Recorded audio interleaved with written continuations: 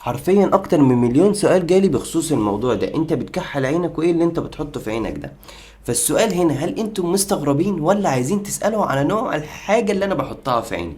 اول حاجة، فانتوا حقكم تستغربوا بصراحة. مع مرور الزمن اصبحت سنة مهجورة. قال رسول الله صلى الله عليه وسلم: ان خير اكحالكم الاثمن، فانه يجلو البصر وينبت الشعر. الأثمد بيكون صخر أسود مايل للحمار، بيكون في مدينة أصفهان اللي في إيران أو في الحجاز أو دولة المغرب.